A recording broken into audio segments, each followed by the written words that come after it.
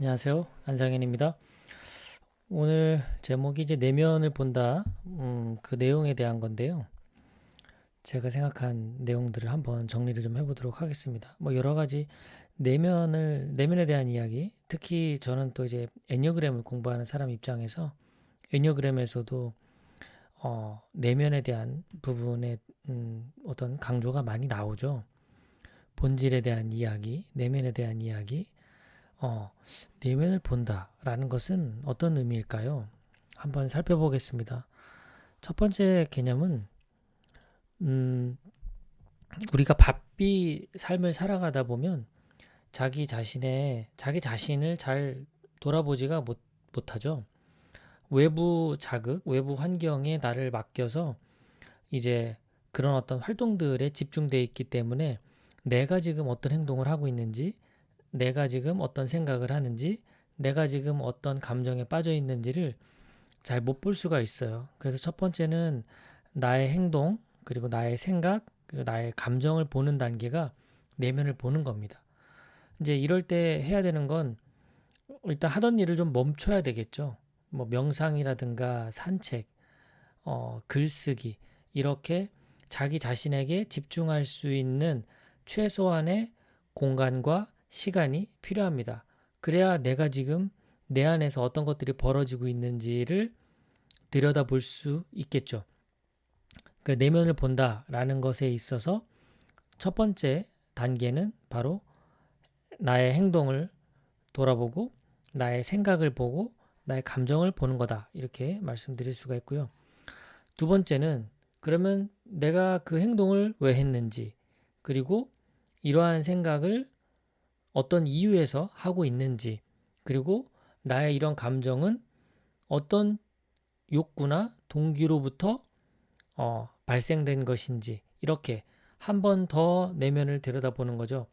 내가 한 행동, 그리고 내가 하고 있는 생각, 그리고 내가 하고 있는 감정, 이것들의 이유나 어떤 원인과 결과, 이런 인과관계, 그리고 목적이나 내적인 동기, 욕구, 이런 것들을 한 번 더 보는 겁니다. 뭐 예를 들어서 제가 아내에게 어떤 서운함, 음, 이런 것들을 토로했다.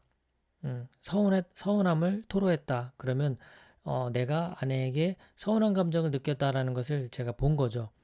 그리고 이제 두 번째 단계로 와서는 왜 그런 서운함을 느꼈을까 들여다보니까 아내에게 어, 나 자신이 버림받을까봐, 사랑을 못 받을까봐, 그런 두려움 때문에 그런 그 서운함을 가졌던 거구나. 이렇게 볼 수가 있는 거죠. 딸아이가 막 울어요. 우는 그 행동을 한번 봤어요. 그 다음에 그 내면을 한 번 더 들여다보면 왜 울까?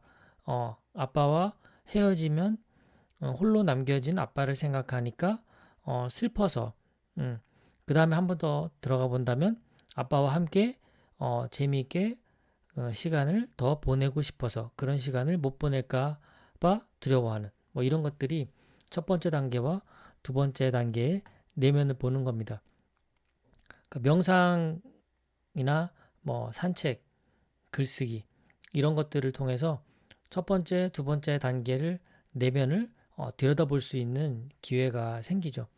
다른 사람과의 대화를 통해서도 이 첫 번째, 두 번째 내면을 보는 과정을 할 수가 있습니다. 이런 것들을 이제 상담가나 코치 이런 분들이 도와줄 수가 있죠. 질문을 던져주고 관심을 가져주고 경청을 해주고 공감을 해주면서 내가 지금 현재 어떤 상태에 있는지를 그 상대방을 통해서 볼 수 있는 그런 기회가 됩니다. 그래서 내면을 보는 작업은 이런 식으로 진행이 되고요.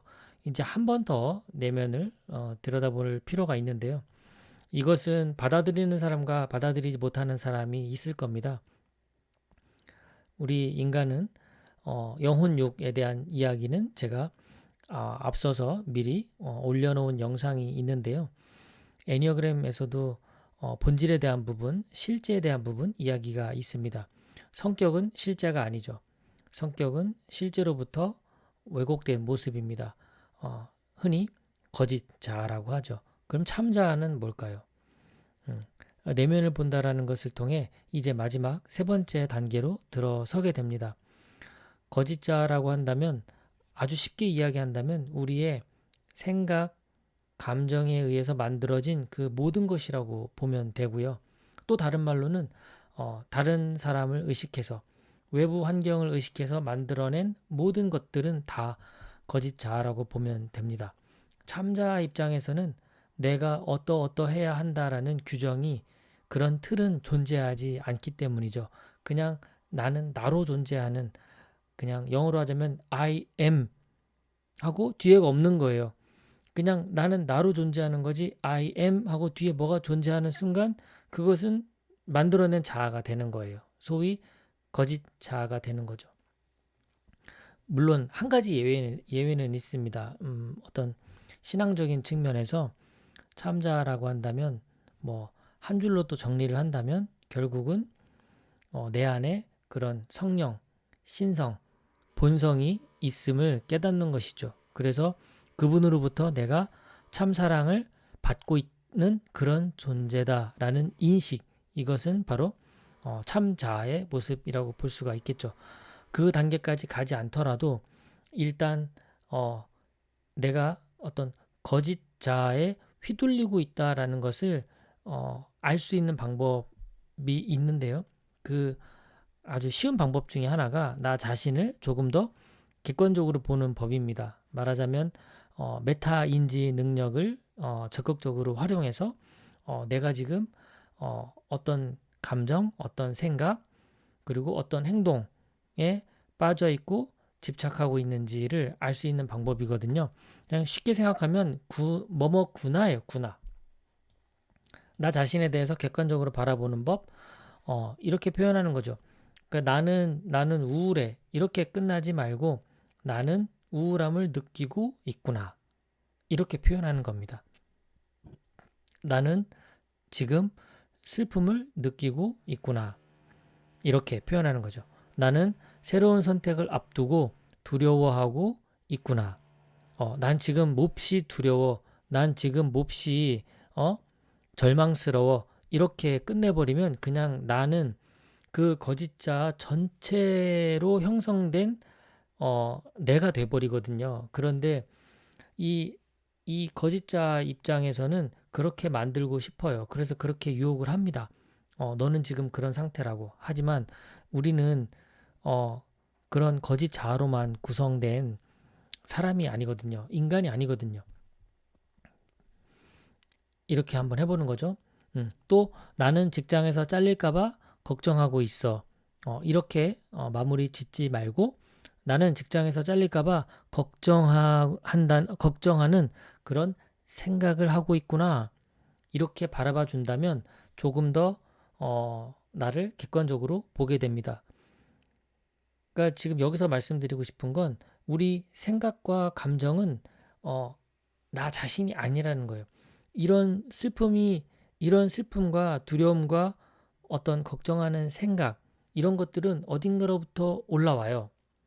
우리가 제어할 수 있는 부분이 아니거든요. 슬프고 두렵고 걱정하고 불안해하고 하는 이런 것들은 그냥 내면에서 올라오는 거예요. 우리가 가지고 있는 그 영혼 육의 정보로 인해서 그런 환경이 주어지면 나도 모르게 자동적으로 반응하는 겁니다. 이걸 없앨 수는 없어요. 이건 통제가 불가능한 소위 말하는 신의 영역이라고 봐야 되는 거예요. 이건 내 영혼 육 중에 그 영 안에는 말하자면 선한 영이 있고 악한 영이 있는데 그 악한 영에 의한 작용일 뿐이에요. 슬픔을 느끼고 두려워하고 걱정하고 불안해하고 하지만 그게 다가 나는 아니라는 거예요. 그런 거를 내가 바라볼 수 있다는 거예요. 나는 관찰자로 그걸 볼 수 있단 말이에요. 그런 슬픔을, 두려움을, 걱정을 하는 나를 볼 수 있다는 거예요. 이렇게 하는 연습이 바로 객관적으로 나를 보는 거거든요. 그런데 이렇게 안 보고 그냥 슬픔에 휩싸여 버리고 두려움에 휩싸여 버리고 걱정과 불안, 근심에 나를 온전히 그냥 휩싸이게 만들어 버리면 나는 그냥 그 자체가 되는 거예요. 동일시라고 하죠. 그냥 나는 슬픔 자체고, 나는 두려움 자체고, 나는 걱정 자체고, 그런 생각 자체가 돼버려요. 그러면 아무것도 할 수가 없게 됩니다. 그런 것들이 지속되면 이제 무기력해지고, 그것이 더 지속되면 이제 우울해지고, 더 지속되면 이제 결국은 생을 마감하는 그런 단계까지 오는 거죠. 모든 의미를 상실하니까요. 그래서 나의 생각과 감정은 나 자신이 아니기 때문에 이 관찰자로서 나를 바라보는 객관적으로 보는 연습이 필요합니다. 메타인지 능력을 향상시켜서 생각하고 있는 나를 보고 감정을 느끼고 있는 나를 보는 연습을 하는 거죠. 왜냐? 생각과 감정은 인간이 통제할 수 있는 게 아니기 때문에 그래요. 우리가 통제할 수 있는 건 그 생각과 감정을 알아서 거기에 어떻게 반응할 것인지에 대한 그, 그 리액션, 그리고 행동, 이거는 우리가 통제할 수 있거든요. 하지만 슬픔이 올라오고 두려움이 올라오고 어떤 생각, 복잡한 생각에 휩싸이게 하는 건 우리가 어떻게 할 수가 없어요. 자, 마지막으로 그래서 그러면 참자를 우리가 봐야 되는데 참자에 대해서 어떻게 설명을 할까? 제가 자료 찾은 것 중에 그 아주 유명한 신학자 성 어거스틴은 이런 말씀을 하셨어요. 기본적 사랑이라는 것은 딱 두 가지밖에 없다. 하나, 자아를 잊을 정도로 하나님을 사랑하는 사랑. 그리고 또 하나는 하나님을 잊고 부인할 정도로 자아를 사랑하는 사랑. 사랑은 두 개밖에 없는 거예요. 저는 이거를 다른 동영상에서 이렇게 표현했어요. 우리가 가지고 있는 모든 감정을 아주 심플하게 두 가지로 표현한다면 사랑과 두려움이다. 그러니까 두려움에서 올라온 감정들은 다 부정적인 감정이라고 보면 돼요. 거짓 자아라고 보면 돼요. 하지만 우리 그런 신성한 사랑에서 비롯된 그런 감정들은 다 어떤 참자의 그런 감정들이 되는 거죠. 사랑, 평화, 뭐 자유, 지혜, 뭐 어떤 통찰, 뭐 이런 모든 것들, 이런 것들은 다 우리가 그 하느님과 접속하고 있을 때 나타나는 그런 감정들이다라고 볼 수가 있어요. 그러니까 사랑은 두 가지밖에 없는 겁니다. 성 어거스틴 입장에서는 사랑은 두 가지인데 하나는 이 거짓자 나를 몹시 사랑해서 참자를 잊어버리는 거고요.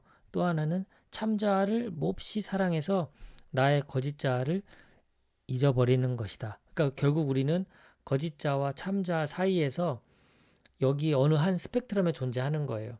거짓자에 빠져 있는 정도가 얼마나 심각하냐, 아니면 참자에 내가 더 가까이 다가가느냐, 이 스펙트럼 상 어딘가에 우리는 늘 존재하는 거죠. 이 상태를 들여다보는 것이 결국 내면을 보는 겁니다.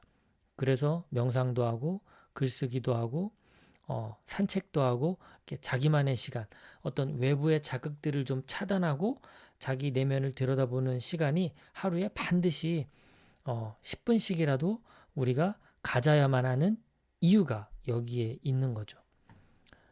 자, 오늘 제가 내면을 본다라는 것, 생각과 감정을 먼저 보고 그 생각과 감정이 발생된 이유, 어떤 목적, 인과관계, 내적 동기, 이런 것들을 보는 단계가 있고요. 또 마지막으로 내면을 본다라는 건 내 안에 참자아가 있고 거짓자아가 있는데 거짓자아와 동일시하고 있는 나를 보는 것.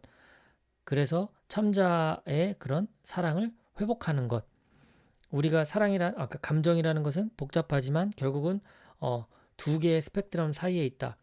두려움에 빠질 것이냐, 사랑을 만끽할 것이냐, 그 사이 어딘가에 우리가 있는 겁니다.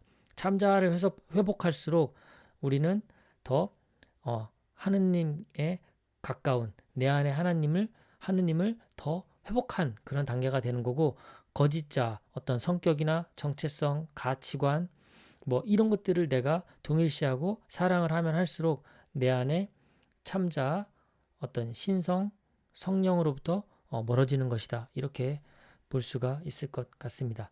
내면을 본다는 것, 이렇게 한번 정리해 보도록 할게요. 끝까지 또 시청해 주셔서 고맙습니다. 평온한 하루 되십시오. 감사합니다.